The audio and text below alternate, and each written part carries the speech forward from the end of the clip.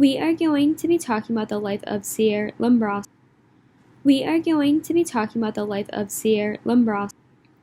So, a little biography of him. So, his real name is Ezekiel Marco Lombroso, which he was born in November 6, 1835 in Verona, Veneto. So, during his childhood, he was interested in archaeology, literature, and linguistics, which caused him to later enroll at the University of Padua. Then later became a professor at the University of Pavia in Turin as professors of psychiatry, forensic medicine and hygiene, and criminal anthropology.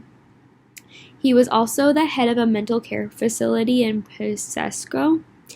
During this time, he had a wife named Nina di Bineta, and they had 5 different children together. Sadly, a couple were stillborns, and they did end up having 3. During this time, after he died in 1909 at the age of 73 in Turin, Italy. Biography continued. So after he died, Gina, his daughter, and her husband, Guglielmo Farino, helped explain his findings by creating a composite summary. So during his explorations, he followed many mentors, which include Auguste Comte, Bennet Morel, Charles Darwin, Carl Riscati, and Enrico Ferrari. So, Lombroso's work. So this is the L'uomo delinquente, which is the criminal man, which explains why people commit crimes, and this was published in 1876.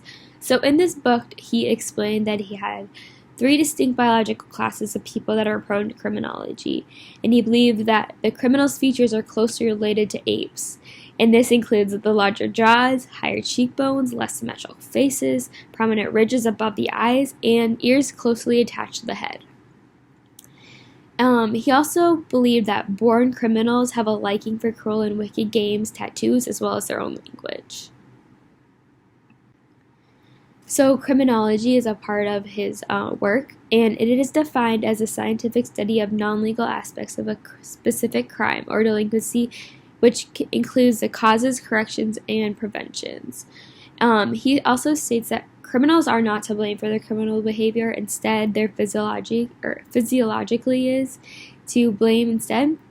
He believed that crime is a biological theory, where crime is inorganically anomalous, partly pathological, and partly atavistic. And then later, he also found that environmental factors from childhood could lead to criminal behavior later in adulthood or even early childhood.